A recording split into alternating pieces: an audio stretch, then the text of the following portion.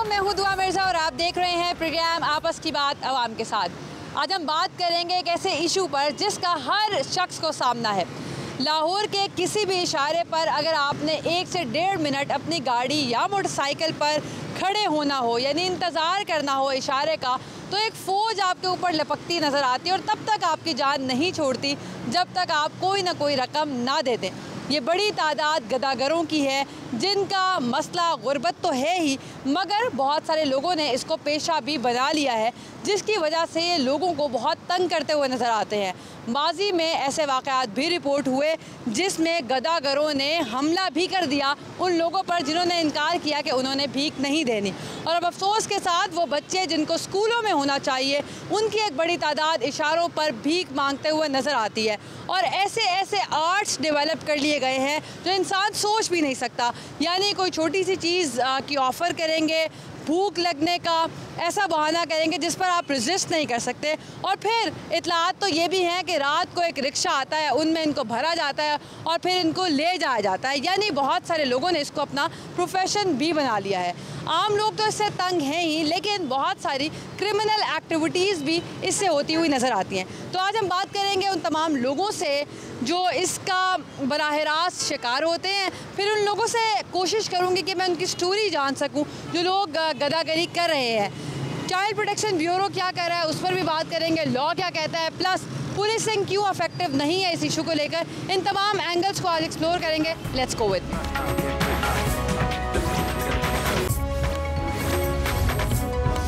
अस्सलामुअलैकुम। वालेकुम सलाम बेटा।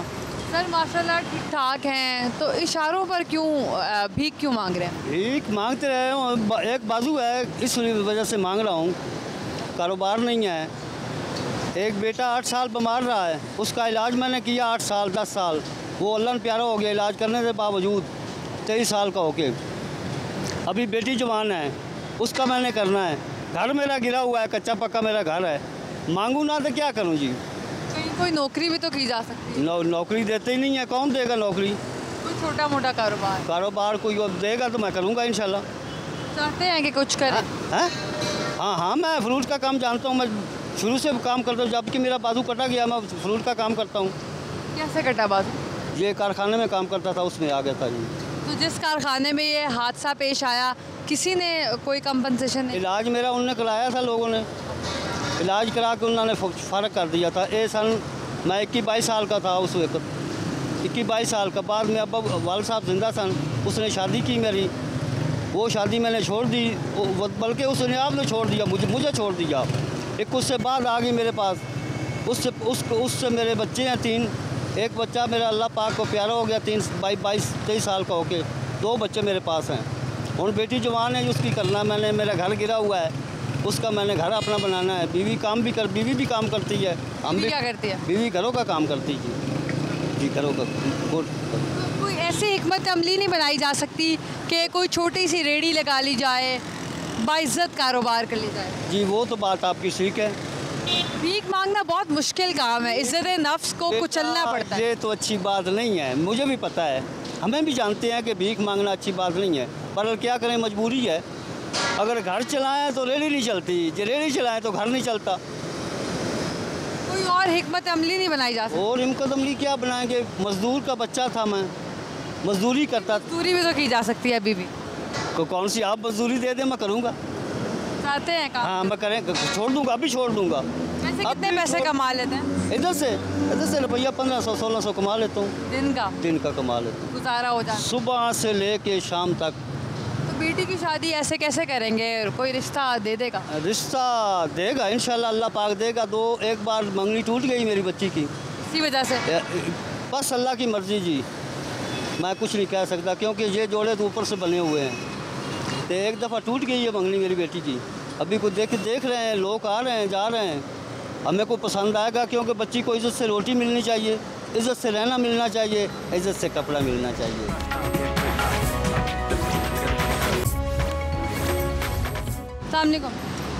सामने करना है बाजी। आप भीख मांगते हैं? अज आई हाँ फर्स्ट टाइम, अक के हालात तो सताई हुई, अज मैं आई हाँ। मेरे मियाँ की रिपोर्ट है।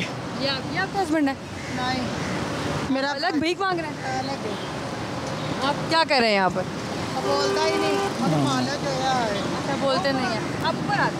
अच्छा, ਅੱਜ ਮੈਂ ਸਤਾਈ ਹੋਈ ਬਿਲਕੁਲ ਘਰੋਂ ਨਿਕਲੀ ਆ। ਮੇਰਾ ਮੀਆਂ ਬਿਮਾਰ ਹੈ, ਮੈਂ ਕਦੀ ਮੰਗਣ ਵਾਲੀ ਵੀ ਨਹੀਂ ਹੈਗੀ। ਮੇਰਾ ਬੇਟਾ 12 ਸਾਲ ਮੇਰੀ ਬਾਤ ਬੈਠੀ ਹੋਈ ਹੈ, ਕੋਈ ਇਲਾਜ ਕਰਵਾਉਣ ਡਾਕਟਰਾਂ ਕੋਲ ਜਾਨੀ ਲੱਖ ਲੱਖ ਰੁਪਈਆ ਮੰਗਦੇ ਨੇ ਆਪਰੇਸ਼ਨ ਦਾ, ਕਿੱਥੋਂ ਬੰਦਾ ਦੇਵੇ। ਅੱਕ ਕੇ ਤੇ ਮੈਂ ਰੋਡ 'ਤੇ ਬੈਠੀ ਹਾਂ ਤੇ ਲੋਕ ਮੈਨੂੰ ਗੱਲਾਂ ਕਰਦੇ ਨੇ ਮੰਗਣ ਵਾਲੀ ਇੱਕ ਨਵੀਂ ਆ ਗਈ ਹੈ। ये कहते हैं ਘਰ ਆਟਾ ਨਹੀਂ, ਕੁਛ ਨਹੀਂ ਹੈਗਾ, ਬੱਚੇ ਪਾਲਣ ਵਾਸਤੇ ਕੁਛ ਨਹੀਂ ਹੈਗਾ, ਸਾਡੇ ਕੋਲ ਕੁਛ ਵੀ ਨਹੀਂ ਹੈਗਾ। ਘਰ ਦੇ ਹਾਲਾਤ ਵੇਖ। शौहर क्या करते हैं? ਸ਼ੋਹਰ ਮੇਰਾ ਇਹ ਤੋੜਨ ਭੰਨਣ ਦਾ ਕੰਮ ਕਰਦਾ, ਲੇਕਿਨ ਮੰਜੀ ਤੇ ਪਿਆ ਹੈ ਗੁਰਦੇ ਦੀ ਵਜ੍ਹਾ ਤੋਂ। ਬਿਮਾਰ ਹੈ ਬਹੁਤ ਜ਼ਿਆਦਾ। सरकारी अस्पताल में क्यों नहीं करा के? ਸਰਕਾਰੀ ਟੀਕਾ ਵੀ ਮੰਗਾਉਣਾ ਹੈ ਬਾਹਰੋਂ, ਹਰ ਚੀਜ਼ 4 ਆਪਰੇਸ਼ਨ ਉਹਦੇ ਅੱਗੇ ਹੋਏ ਜਾਂ ਹਰ ਚੀਜ਼ ਮੈਂ ਸਾਂਭੀ, ਉਹਦੀ ਰਿਪੋਰਟਾਂ ਤਿੱਕਰ ਸਾਂਭੀਆਂ ਨੇ ਹਰ ਚੀਜ਼, ਪਰ ਕੋਈ ਮੇਰਾ ਸਾਥ ਨਹੀਂ ਦਿੰਦਾ। ਪਤਾ ਤਿੱਕਰ ਕੀ ਕੁਛ ਨਹੀਂ ਮੈਂ ਸੋਚਿਆ, ਕਦੀ ਜਿਸਮ ਵੱਲ ਸੋਚਿਆ, ਕਦੀ ਪਰ ਆ ਕੇ ਮੈਂ ਸੜਕਾਂ ਤੇ ਅਮੀਰ ਲੋਕ ਵੀ ਨਹੀਂ ਸੁਣਦੇ ਹੈਗੇ, ਕਹਿੰਦੇ ਨੇ ਮੰਗਣ ਵਾਲੀ ਆਈ ਹੈ ਬਾਹਰ। तो हमने ये सुना है कि इशारों पर पूरी जो टीम है मौजूद होती है, कोई नया बंदा आए तो उसको खड़ा नहीं होने देते। ਉਹ ਬੋਲਣ ਦੇ ਹੀ ਬਾਜੀ ਮੈਂ ਪਹਿਲੀ ਦਫਾ ਹੀ ਮੇਰੀ ਬੇਟੀ 4 ਮਹੀਨਿਆਂ ਦੀ, ਉਹ ਕਹੇਗੀ ਇੱਥੇ ਬੋਲਣ ਦੀ, ਚੱਲ ਤੂੰ ਜਾ ਇੱਥੋਂ ਚੱਲ ਜਾ। नहीं खड़े होने दे रही हैं आपको? ਮੈਂ ਮਜਬੂਰ ਹੈਗੀ ਆ, ਮੇਰੇ ਘਰ ਤੁਸੀਂ ਜਾਓ, ਮੇਰੇ ਘਰ ਦੇ ਹਾਲਾਤ ਵੇਖੋ, ਮੇਰਾ ਘਰ ਕਿਸ ਤਰ੍ਹਾਂ ਦਾ ਵੇ। ਮੈਂ ਅੱਜ ਮਜਬੂਰ ਹੋ ਕੇ ਘਰਾਂ 'ਚ ਕੰਮ ਲੈਣ ਜਾਂਦੀ ਆ, ਮੈਨੂੰ ਕੋਟੀ ਵਾਲੀਆਂ ਗੱਲਾਂ ਕਰਦੀਆਂ ਨੇ, ਬੱਚੀ ਛੁੱਟ ਕੇ ਆ, ਬੱਚੀ ਕਿੱਥੇ ਛੱਡਾਂ ਮੈਂ ਆਪਣੀ। मैं मजबूर हो गई हाँ मंगन ते, लोग भी नहीं सुनते, अमीर लोग सारे सुन ले, नहीं सुनते कोई भी। आज पहले दिन आई है ना? पहले दिन ही सुबह दी आई हाँ मैं, कोई नहीं, मैंने कुछ भी नहीं मिल रहा अभी तक। कोई पैसे मिले आपको? तमाशा ही लोग बनाते हैं, अमीर लोग कहते हैं दिल दे सकी ने कोई भी नहीं है। हुकूमत अगर आपके शौहर का इलाज करवा दे, कुछ भी नहीं हुकूमत कर दी, नौकरी कुछ अपील करेंगी? आपकी बात आज हुकूमत तक पहुंचेगी, कुछ अपील करेंगी? कुछ भी नहीं सुनते हुकूमत भी। मैं तो कुछ भी नहीं मांग रही, मैं मेरे बंदे का इलाज हो जाए, मेरा घर का साफ सही हो जाए, मैं कुछ भी नहीं चाहती। बच्ची की वजह से नौकरी नहीं मिलती। अच्छा, आप रोए नहीं, प्लीज़ रोए नहीं, प्लीज़ रोए नहीं। कभी नहीं मंगे, मेरे पेकिया ने नहीं पता मेरी भैन मंगन जा, किसी ने नहीं पता मैं मांगनी हूँ। एक रोटी सवाल है, कैसे कैसे जवाब मिलते हैं। यहाँ पर खड़े होकर समझ नहीं आ रहा कि कौन सी साइड दिखाई जाए। ये काम जुर्म है, सारी चीज़ें हैं, लेकिन लोग इस कदर मजबूर हो चुके हैं कि समझ नहीं आ रही। इनका यहाँ पर खड़ा होना भी माहौल हो गया, क्योंकि इशारों पर जो बिज़नेस की गर्ज से भीख मांगते लोग हैं वो इनको यहाँ पर खड़े होने नहीं दे रहे। It is an organise crime. कहीं पर लोग बिल्कुल मजबूर होकर यहाँ पर आ रहे हैं। इमोशनल स्टोरीज़ भी हैं, लेकिन ये पूरा एक सिस्टम चल रहा है जिससे लोग बहुत डिस्टर्ब होते हैं। इशारों पर हालात बहुत ख़राब नज़र आ रहे हैं। अभी ये गाड़ियाँ जैसे ही रुकती हैं तो आपने देखा है कि हर कैटेगरी के लोग यहाँ पर मौजूद हैं। माजूर हैं, मजबूर हैं, वो लोग हैं जिन्होंने रोज़ाना की बुनियाद पर आना है, रेकी करने वाले मौजूद हैं, और प्लस बहुत सारे ऐसे लोग भी मौजूद हैं जो कि क्रिमिनल एक्टिविटीज़ का हिस्सा बनते हैं और यहाँ पर मांगते भी हैं, मुख्तलिफ लोगों की रेकी भी करते हैं। लोगों से मज़ीद बात भी करते हैं कि वो इस हवाले से क्या पॉइंट ऑफ व्यू रखते हैं।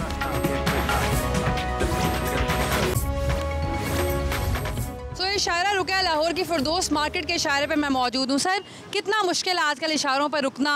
गदागरों की एक बड़ी तादाद हमने देखा है कि लोगों को आ जाती है। सारा टाइम ही जैसे ही आप गाड़ी रोकते हो, गाड़ी के इर्द गिर्द लोग इकट्ठे हो जाते हैं।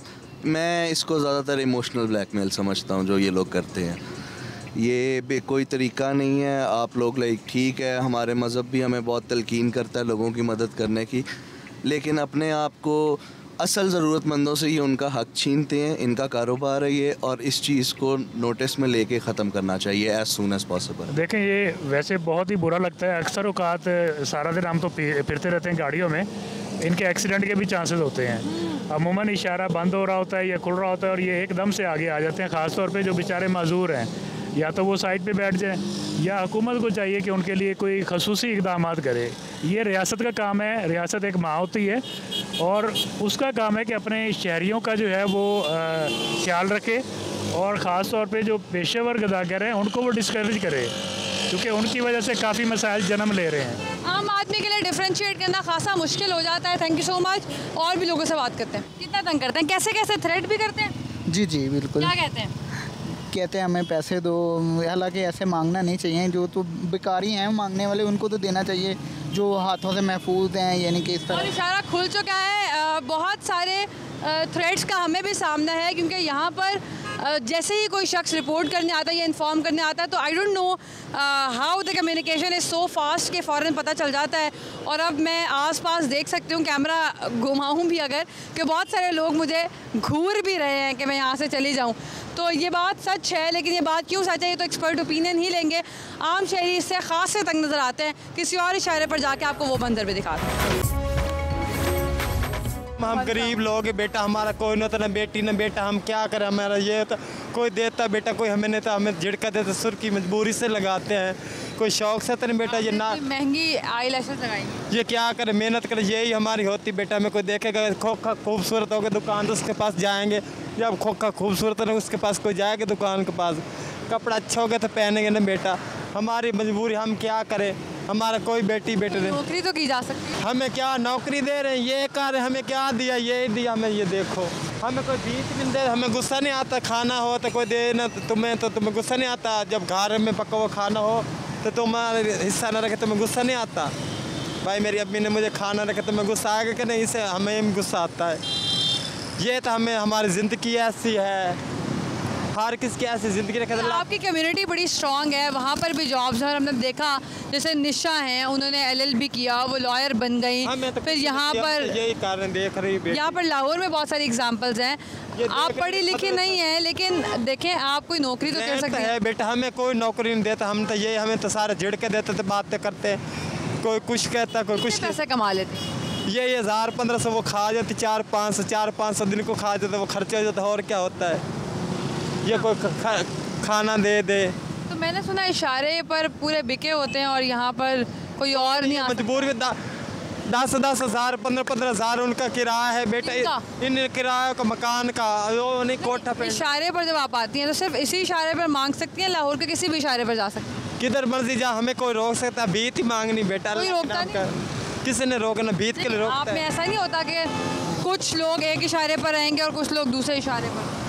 वो सारे खड़े अपनी अपनी मेहनत कर रहे हैं, मैं अपनी मेहनत कर रही हूँ। उन्होंने अपने पैसे रखने, मैंने अपने पैसे रखने, मैंने अपना खर्चा करना, उन्होंने अपना खर्चा करना है। जूती जो लेनी दुकान से, वो तुम्हें जूती दो पसंद तो वो ही तुमने लेनी है ना, उसके पैसे उन्होंने लेने। ये सुर्खी लगाई, ये आई लाइनर लगाई, ये पलके लगे, इसका कोई पैसे नहीं लेते। दुकानदार था पैसे पहले लेते थे, तहाँ हमें दिखाते कुछ।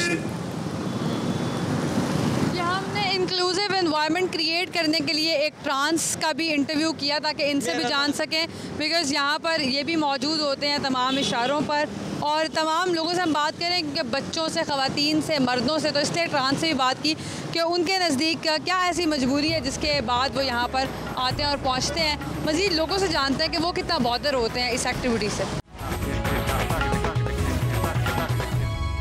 ये लाहौर की फिरदौस मार्केट का इशारा है और इसके मुतालिक एक ख़बर बहुत मशहूर है। एक बार यहाँ पर भिखारी बहुत ज़्यादा चूँकि होते हैं और देखने में ये आया कि एक बार इसका ट्रैफिक सिग्नल ख़राब हो गया।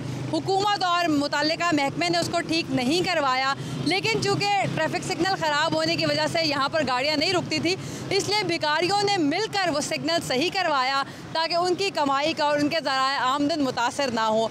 तो ये ख़बर बहुत मशहूर हुई और इसके बाद बहुत हंसी और मजाक भी हुआ। लेकिन सोचने की बात यह है कि वो लोग जिनको ज़रूरत है और वो लोग जिनका ये कारोबार है, उनको डिफ्रेंशिएट करना इस वक्त तमाम महकमों के लिए भी मुश्किल हो चुका है और आम आदमी के लिए भी कि किसको ज़रूरत के तहत उसकी इमदाद की जाए और किसका कारोबार ये बन चुका है जिसके साथ ये मुंसलिक हो चुका है। और वो कोई काम अब इसलिए नहीं करते क्योंकि उनको 40-50 हज़ार रुपये इन्हीं इशारों से माहाना, या अक्सर तो लोग ये भी कहते हैं कि एक दिन के 5 से 10 हज़ार रुपये भी कमा ली जाते हैं। तो उनकी ज़राए आमदन तोड़ने का यही तरीका हो सकता है कि उनकी हौसला शिकनी की जाए, लेकिन साथ साथ हुकूमत को कोई ऐसी स्ट्रैटेजी बनानी पड़ेगी जिससे ज़रूरतमंद अफराद को कोई रोज़गार फराहम किया जा सके या उनके रहने और खाने का बंदोबस्त किया जा सके।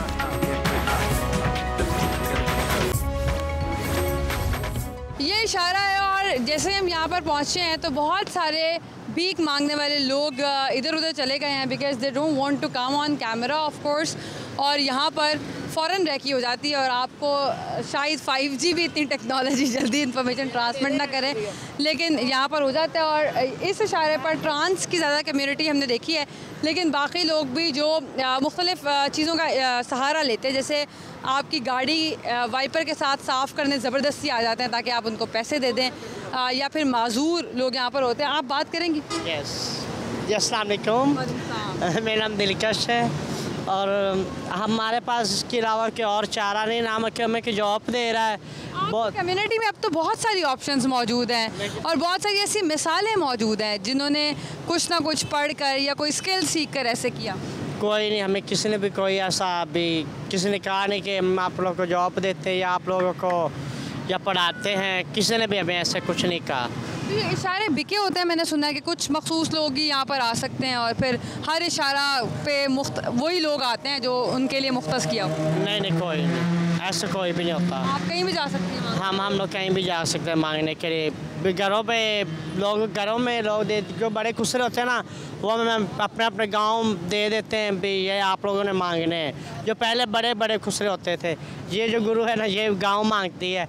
अब जिसकी मजबूरी बन गई, ये भी इधर आके मांगती है। ये बड़ी गुरु है हमारी। ये हमारे साथ इधर आते थे कि इसने चेहरा इसलिए छुपाया हुआ कि मुझे गाँव वाले देख ना लें।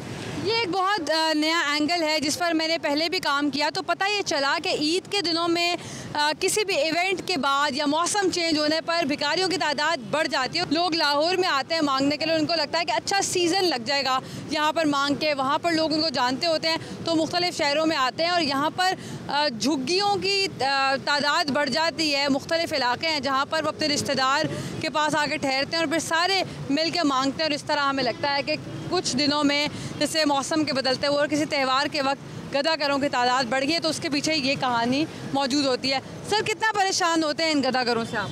कितना से? ये जो भिखारी होते हैं इनसे कितना परेशान होते हैं? ये तंग ही करते हैं, तंग ही करते हैं ज़्यादा। कोई नए तरीके भी देखे आपने मांगने के लोगों के? बस नए तरीके इस तरह कदे कहीं गड्डी साफ कर ली, कदे कहीं आगे बस इस तरह नहीं है, और तो कोई नहीं। तो हुकूमत को क्या करना चाहिए? घूमन करे मैं थोड़ा रोकना चाहिए, थोड़ा काबू कर लेना, बस गल तो और कोई नहीं है। काम शाम सही चल रहा है? हाँ जी, शुक्र है अल्लाह का। हालात कैसे हैं? बस गुजारा हो ही रहा हो जाता है। हाँ मेहनत में अजमत है ना, हाँ मांगना कोई हल तो नहीं है। बिल्कुल सही। हाँ जी, मेहनत करते रहेंगे ना, हाँ जी, ऐसे ही। हाँ जी, आपकी वजह से हमारा मुल्क तरक्की करेगा। बिल्कुल जी। ठीक हाँ है? जी।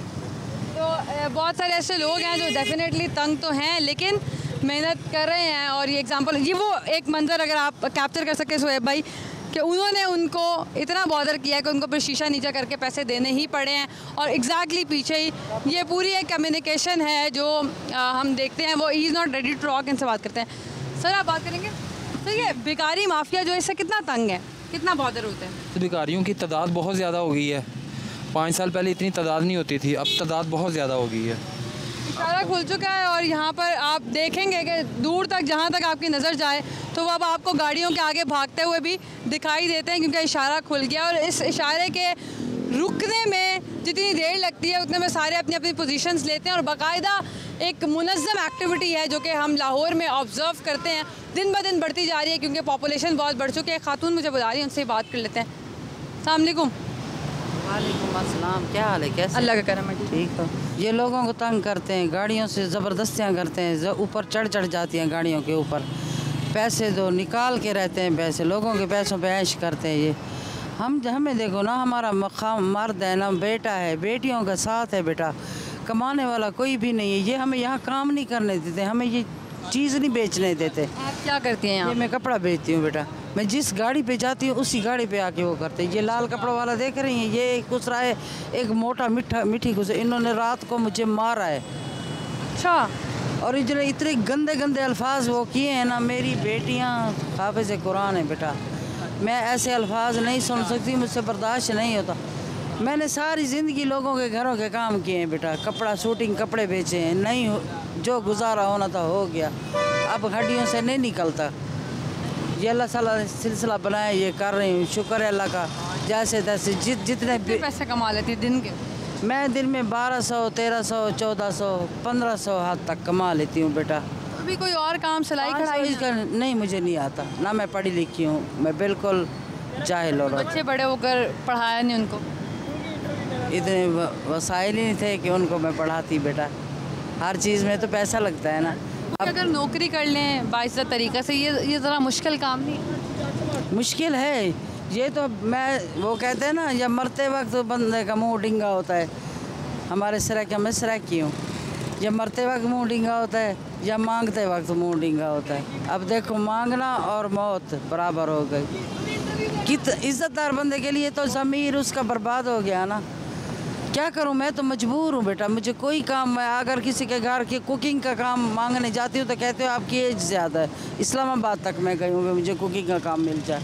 एक और तरीक़ा है जो ये है, ये बड़ा ख़तरनाक इसलिए क्योंकि माजी में कुछ इवेंट्स रिपोर्ट हुए जिसमें कोई शख्स ये लेके आते थे वाइपर, और जब अगर आप अपनी गाड़ी सही नहीं साफ़ नहीं करवाते तो वो कुल्हाड़ी मार दिया करते थे। तो ये गैंग मुतारिफ़ हुआ था, लेकिन ये एक माफिया इसलिए बन चुका है क्योंकि अगर आप अपनी गाड़ी साफ़ नहीं भी करवाना चाहते या अपनी गाड़ी धुलवा के आए हैं तो भी ज़बरदस्ती आपको करवानी पड़ेगी और पैसे देने पड़ेंगे।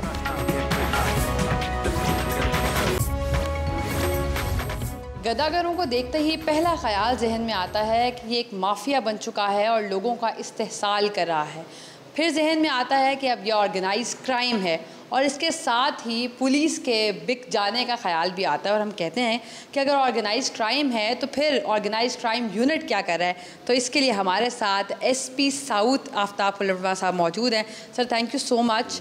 सर, गदागरी माशरे में बढ़ चुकी है। जहाँ पर ये एक सोशल इशू है, वहीं पर एक क्रिमिनल इशू के तौर पर भी मैं इसको रजिस्टर होता हुआ देख रही हूँ। तो क्या पुलिस बेबस हो चुकी है या ये माफिया इतना तगड़ा हो चुका है? पुलिस बिल्कुल बेबस नहीं है, लेकिन मैं इसमें गदागरी को जिस इशू के तौर पे मैं ले रहा हूँ, ये लॉ एंड ऑर्डर या क्राइम से ज़्यादा एक समाजी मसला है। आप देखें, पाकिस्तान में जो गदागरी की इंडस्ट्री है, मैं लफ्ज़ इंडस्ट्री बोल रहा हूँ, $42 बिलियन की ये इंडस्ट्री है। हमारी सॉफ्टवेयर एक्सपोर्ट $2 बिलियन है, और हमारी जो भिखारी लोगों की जो इंडस्ट्री है $42 बिलियन की है। उसके पीछे मैं ये समझता हूँ कि सिर्फ पुलिस को मौरूदे इल्ज़ाम ठहराना शायद मुनासिब नहीं होगा। मैं आपको मिसाल देता हूँ। वन ऑफ द फैक्टर है।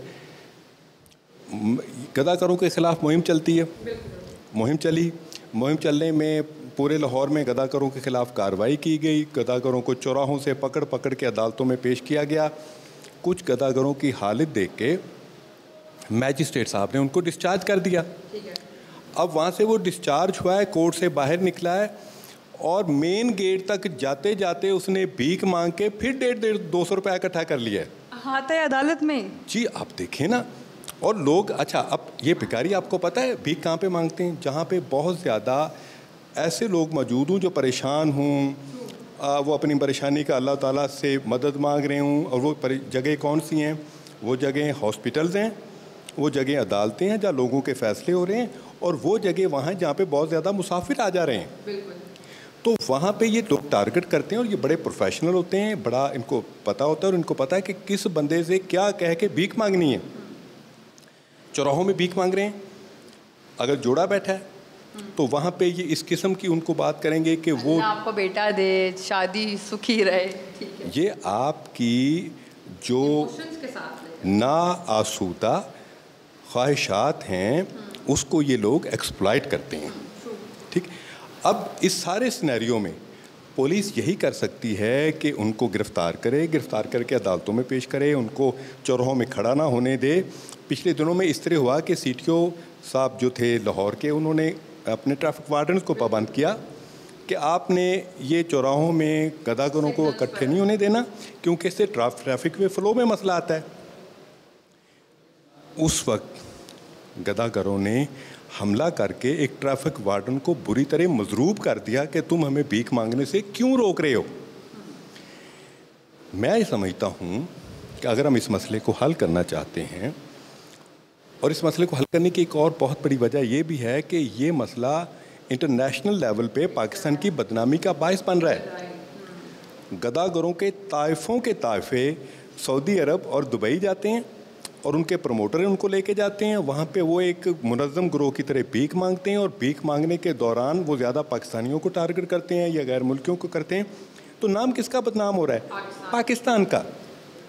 उसको रोकने की ज़रूरत है और आवाम में इस बात की आगाही पैदा करने की ज़रूरत है कि आप जब एक हट्टे कट्टे फ़कीर को या फ़कीरनी को भीख दे रहे हैं तो आप एक अपाहज आदमी का मुआशरे में इजाफ़ा कर रहे हैं।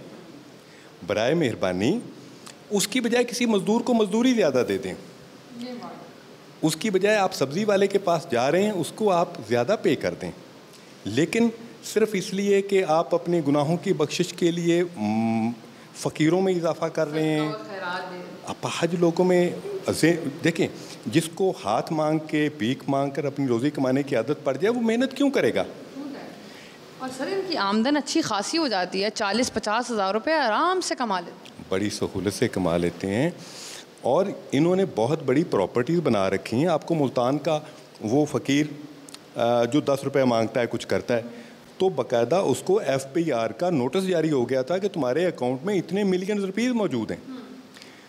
इस तरह पुलिस अपना काम करने को तैयार है।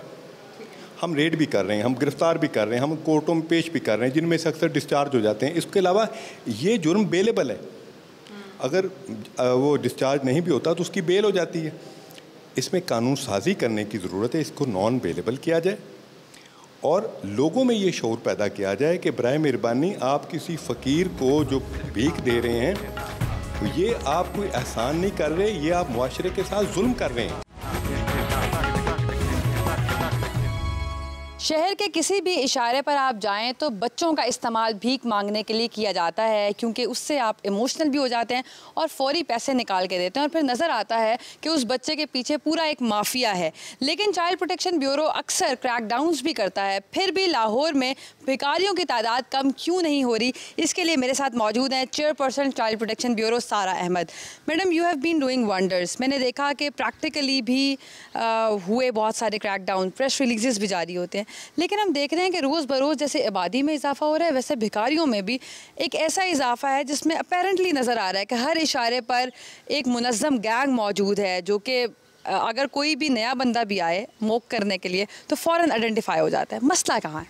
जी देखिए, बिल्कुल बहुत बड़ा एक सोशल इशू है चाइल्ड बेगरी का, एंड सिर्फ पंजाब में नहीं पूरे पाकिस्तान में है, वी नो दैट। इसके पीछे दो वजूहात हैं। एक, मैंने जो अपने एक्सपीरियंस से इन द लास्ट 5 years देखा, 30% वो बेगर्स हैं, चाइल्ड बेगर्स, जिनको जेन्युइनली पावर्टी और अनएम्प्लॉयमेंट जो कि हमारी इकोनॉमिक हालात हैं मुल्क के, अनफॉर्चुनेटली उसकी वजह से वो ओवर पॉपुलेशन एक बहुत बड़ा मसला है जो कि इतने प्रॉपर्ली एड्रेस नहीं हो रहा है इस मुल्क में। उसकी वजह से they are forced to beg, या उनके पेरेंट्स उनको रखवाते हैं, मुलाजमों को भी घरों में एंड बेगरी में। 70%, you'll be surprised, जो 70% ऑफ दिस इशू जो चाइल्ड बेगर्स हैं वो हैं इन्वॉल्व, वो एक प्रॉपर बिजनेस के फॉर्म में ऑपरेट कर रहे हैं। तो मैंने ऐसे माँ बाप से मिली हूँ, इंटरव्यू किया है, उनके पास गई हूँ खुद जहाँ पे वो रहते हैं उधर। उन्होंने मुझे बताया कि हम पैदा ही करते हैं 6 से 7 बच्चे ताकि कुछ को बेगरी में लगाएं भीख मंगवाने पे एंड कुछ को घरों में मुलाजिम रखवाएं, और उनको इन माँ बाप को इन बच्चों के पास से 30 से 40 हज़ार रुपये महीने का मिलता है। अब आप बताएं, और जो हम बच्चे रेस्क्यू करते हैं डेली, उसमें हर बच्चे के पास से कोर्ट को मिलता है अराउंड 2000 रुपीज़। ये उनकी रोज़ की कमाई है। अगर आप इसके हिसाब लगाएं तो महीने की कमाई एक अंडरग्रेड जो कमाता है उससे ज़्यादा बनती है। तो इट्स अ प्रॉपर बिजनेस। इसीलिए मैं जो देखने वाले होते हैं उनको और तमाम शहरियों को रिक्वेस्ट करती हूँ कि हमने इसकी हौसला शिकनी करनी है। We are suppose to discourage it, and हम बेगर्स को, चाइल्ड बेगर्स को स्पेशली भीख ना दें। इंस्टेड उनको लाके या तो मेरे इदारे में चाइल्ड प्रोटेक्शन वेलफेयर ब्यूरो जो कि पंजाब गवर्नमेंट का इदारा है उधर रखवा दें, जहाँ हम उनको रिहेबिलिटेट करते हैं, हम उनको एजुकेट कर रहे हैं, हम उनको हुनर सिखाते हैं, हम उनको स्किल्स सिखाते हैं। हमारे पास ऐसे बहुत एग्जाम्पल्स हैं जो कि बेगर्स थे, चाइल्ड बेगर्स, अबैंडन बच्चे, उनको हम लेके आए हैं और वो अब जो है मल्टीनेशनल्स में जॉब्स कर रहे हैं हमसे पढ़ने के बाद, निकलने के बाद ब्यूरो से। तो this is what this responsible citizen should do. दूसरी बात आई कि जो गैंग्स हैं, अब जो मैंने आपको बताया ना कि एज ए बिज़नेस काम करें, अच्छा कुछ और एक कैटेगरी वो भी है जो कि जिनके पीछे नेटवर्क्स एंड गैंग्स और माफियाज़ हैं। हमने ये रखी की अब चाइल्ड प्रोटेक्शन ब्यूरो की टीम में, और ऐसे गैंग्स को आइडेंटिफाई किया, और फिर जो है वो सुबह बच्चों को रखवाते थे सिग्नल्स पे, शाम में कलेक्ट करते थे, उनसे पैसे लेते थे। हमने उनके खिलाफ एक क्रैकडाउन किया, 2 गैंग्स को अरेस्ट किया, जिसके नतीजे में मेरे पास पर्सनली थ्रेट कॉल्स आई, हमारी टीम पे अटैक हुआ है। अच्छा, ये लोग इतने स्ट्रॉन्ग होते हैं, ये पूरा मॉब होता है, ये जब हम बच्चे को रेस्क्यू करने भी जाते हैं ना तो वो आके अटैक करता है, तो पूरी गाड़ी कभी कभी तोड़ देते हैं, शीशे तोड़ देते हैं। हमारी ऑफिसर्स जो चाइल्ड प्रोटेक्शन ऑफिसर्स हैं उन पे पथराव हो चुका है, उनके मोबाइल छीन लिए, पथराव किया, ज़ख्मी कर देते हैं। तो उसके लिए हमारे पास पुलिस प्रोटेक्शन होती है, लेकिन sometimes it goes out of control. And एक और बात इंपॉर्टेंट ये बताने की, जब हम FIRs करवाते हैं ना वालिदैन के ऊपर जो बच्चों को रखवाते हैं, मतलब हमने इन द लास्ट 2 मंथ्स समझे मोर देन 100 FIRs करवाई हैं ताकि डेटरेंस क्रिएट किया जा सके। तब क्या होता है कि ये लोग चाइल्ड प्रोटेक्शन ब्यूरो के ख़िलाफ़ जो है लॉयर्स हायर करके हमें कोर्ट में लेके जाते हैं। They submit petitions against the bureau in high court. तो हमें वहाँ पे भी लड़ना पड़ता है कि हमने कोई बच्चे को साथ बुरा नहीं किया, ये this is illegal child beggary. एक तो लोगों में ना अवेयरनेस ही पैदा करना कि ये बेगरी गलत है, it's a crime. This section 36 and 36A in our act, in our own act, PDNC act, जिसमें लिखा हुआ है कि ये क्राइम है। तो ये तो लोगों को ये मनवाना ही मुश्किल होता है कि हम कुछ गलत नहीं कर रहे जब हम कोर्ट में जाके केसेस लड़ते हैं कि बेगर वो बच्चा भीख मांग रहा है, इट्स रॉन्ग, उसकी जगह सड़क पे नहीं है, बच्चे की जगह स्कूल्स में है। तो एक जो गैंग ऑपरेट कर रहे हैं जिसके ऊपर आपने इंटेलिजेंस बेस्ड ऑपरेशन भी किए, क्रैकडाउन्स भी किए, क्या पता लग सका कि इनको बैक कौन कर रहा है? बिकॉज आइदर इट्स पॉलिटिशियन या कोई इतना मौसर बंदा कि जो पूरा गैंग चला सके वही हो सकता है, तो कुछ पता चल सका? देखिए, इस चीज़ में बहुत कमी आ गई है। आप पहले ये मैं आपको बता रही हूँ, जब मैं गैंग्स और ये सब था, it was 2 years ago, and इनके पीछे ऑफ कोर्स लोग होते हैं, कभी कभी इन्फ्लुएंशियल लोग भी होते हैं। हमें कॉलें भी आती हैं कि आप इस केस से पीछे हट जाएँ। वो नॉर्मली चाइल्ड अब्यूज़ के केसेस में मेरे साथ हुआ है कि आप पीछे हट जाएँ, FIR हम, क्योंकि वो कंप्लेनेंट कभी कभी ब्यूरो बनता है, my face is on the TV then, तो आती हैं हमारे पास कॉल्स एंड ऑल। लेकिन अब ऐसा कोई गैंग्स का सिस्टम बहुत काफ़ी हद तक जो हमने इस पर काबू पा लिया है। तो बिके हुए हैं, ये तो सबको ही पता है। बिल्कुल जी, बिल्कुल, ये भी मेरी टीम बताती है कि लोगों के शेयर्स होते हैं वहाँ पे। हाँ जी, बट इस पे यही ना कि एक पूरा सिस्टम में रिफॉर्म की ज़रूरत है। पुलिस हमारे साथ काम कर रही है, ज़िले इंतज़ामिया भी कर रही है, बट आई थिंक एक ज़्यादा अग्रेसिव अप्रोच की ज़रूरत है ताकि इस पर प्रॉपर, क्योंकि जब हम क्रैकडाउन करते हैं ना with police and the district government, तो हम देखते हैं कि 3 महीने तक बहुत ज़्यादा जो है ना कमी आ जाती है बेगरी में। लेकिन ये रिपीटेडली आई थिंक करने की ज़रूरत है। मैंने अभी भी जो IG साहब से हम एक MOU भी साइन करने लगे, मेरी उनसे परसों भी मीटिंग हुई थी, एंड हमने यही प्लान किया कि एक जो है ना रेपिटेटिव जो है वो ऐसे हमने करने हैं ऑपरेशंस, ताकि प्रॉपर एक परमानेंट हल निकल सके। Since it's a very hot topic और हर शख्स ही परेशान है, इशारों पर जब भी गाड़ी रुकती है तो एक मजमा आता है, बच्चों की एक फ़ौज आती है जो कभी आपको कहते हैं कि आपके गाड़ी के शीशे साफ़ करने हैं, या कभी कोई भी बीमारी का बताते हैं। फिर जब बूढ़ी ख़वातीन आती हैं, हामला ख़वातीन इशारों पर नज़र आती हैं भीख मांगते हुए, तो दिल दुखता और फिर इमोशनली हम उनको पैसे दे देते हैं। चाइल्ड प्रोटेक्शन ब्यूरो इस पर क्या काम कर रहा है वो तो आपने जाना, लेकिन लॉ इसको कितना सपोर्ट करता है, यहाँ पर कितनी क्रिमिनल एक्टिविटीज़ को रजिस्टर किया जाता है, क्या लॉ में लकूना मौजूद है कि नहीं? इसके लिए मेरे साथ एडवोकेट रिदा नूर मौजूद हैं। Thank you so much for your time. Child beggary पर बात तो मैं करना चाहती हूँ, लेकिन ओवरऑल बेगरी के हवाले से क्या कवानीन मौजूद हैं, और क्या ऐसा होता है कि कोई इतना संगीन जुर्म है, ऑफ कोर्स इसमें फ़ौरन ज़मानत हो जाती है? जी देखिए, जो वेगाबाउंड्स हैं ना, इनको कहते हैं वेगाबाउंड, जो भीख मांगने वाले या वो लोग जिनकी इतनी खस्ता हालत होती है या खस्ता हालत में जगह जगह कोने छप्पों में फिर रहे होते हैं, तो इनको वेगाबाउंड्स कहते हैं। इनकी 2 किस्में होती हैं लॉ में। एक तो अकेले बंदे फिर रहे होते हैं, छोले छोले पहने हुए, अजीब से कपड़े पहने हुए, मतलब फटी पुरानी कमीज़ पहनी हुई और मांग रहे हैं एक्सप्रेसली। अब तो देखिए, अगर हम थोड़ा सा देखें ना इम्प्रूवमेंट, तो एक ज़माना था, आपको याद है, गलियों में सदाएँ लगाते थे, बेलें बजाते थे। अब अगर हम देखें तो सिग्नल्स पे ज़्यादा होते हैं और वो चाइल्ड होते हैं ज़्यादा। तो वेगाबाउंड्स के लिए थ्रू आउट लॉ रहा है, ना सिर्फ अभी बल्कि मुग़ल के दौर में भी था, अंग्रेज़ के ज़माने में भी था, और पूरी दुनिया में, ये सिर्फ पाकिस्तान में नहीं है। अगर हम स्पेसिफिकली पाकिस्तान की बात करें तो इस वक्त हमारे 2 ऑपरेशनल लॉज हैं। एक है वेगेंसी ऑर्डिनेंस 1958, ठीक है जी, ये बना करता है कि कोई भी वेगाबाउंड या वैगेंट बंदा जो कि मांगने वाला है, फ़कीर है या फुकरी की हालत में बैठा हुआ है, तो उसको उसी वक्त पुलिस अरेस्ट करेगी। अरेस्ट करने के बाद उसको मजिस्ट्रेट के पास पेश किया जाएगा, और अगर ये बात साबित हो जाए कि ये वाकई मांगने वाला है तो इसको 3 साल तक सज़ा हो सकती है। सेकेंडली बात है कि कैसे पता लगेगा ये मांगने वाला है या नहीं, क्योंकि आपके पास कोई सबूत नहीं होता इस चीज़ का मांगने वाला। तो एक बंदा जिसके पास ना रहने की जगह है, ना कोई खाने पीने की जगह, और उसका फिर भी गुजारा हो रहा है, तो प्रिज्यूम किया जाएगा सेक्शन 13 में कि वो मांगने वाला है और उसको मजिस्ट्रेट के पास लेके जाया जाएगा। अब अगर तो ये साबित हो जाए, अगर आप पहली बार ऐसे बंदे को पकड़ा गया तो उसकी सज़ा ये है कि पहली बार मैजिस्ट्रेट उसको वार्निंग दे के मना कर देगा कि यू डोंट जमा अपना बयान लेके और सारा एफिडेविट जमा करा के दोबारा आपने ऐसी हरकत नहीं करनी और कोई अच्छा अपना पेशा इख्तियार करो। इसके साथ ही जो पुलिस की ड्यूटी है वो ये है कि ऐसे बंदे जो कि मांगने वाले हैं उनको अरेस्ट करके मैजिस्ट्रेट के सामने पेश करना है और साथ ही इनको रिहैबिलिटेशन होम्स में लेके जाना है। जो सेक्शन 6 है और सेक्शन 3 है वो ये बताता है कि रिहैबिलिटेशन सेंटर्स होंगे, वहाँ पे उनके मैनेजर्स होंगे। जैसे ही आपने कोई फ़कीर वहाँ पे एडमिट करना है, बेसिकली असल वर्ड फ़कीर है, एडमिट करना है तो उसको ऑपरेशन मतलब उसका सारे मेडिकल चेकअप्स करने हैं। चेकअप करने के बाद उसको अगर वो बच्चा है तो उसको बच्चों के सेक्शन में ले जाना है, अगर कोई फ़ीमेल है तो फ़ीमेल के सेक्शन में ले जाना है और अगर कोई वैसे अकेला मर्द है तो उसको उनके सेक्शन में लेके जाके उनकी तरबियत करनी है। और अगर कोई बुज़ुर्ग है और अगर कोई जवान है कोई तो उसको ट्रेनिंग वगैरह स्किल्स वगैरह अगर आपने देने हैं। If you don't do this और अगर कोई बुज़ुर्ग है तो फिर आपने इनको ओल्ड होम्स अपने इस्टेब्लिश करने हैं सेक्शन 6 में और अपने वहाँ पे एडमिट करना है और ट्रेनिंग देनी है और उनका ख्याल रखना है। बल्कि यहाँ पे सेक्शन 6 ये कहते हैं कि कोई छोटा बच्चा है या कोई बुज़ुर्ग शहरी तो वो अपने आप को खुद भी एडमिट कर सकते हैं इन होम्स में।